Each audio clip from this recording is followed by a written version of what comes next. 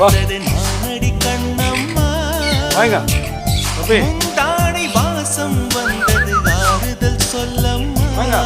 விழி கண்டவள் கண்டிட கெஞ்சது நெஞ்சது கொஞ்சம் நில்லம்மா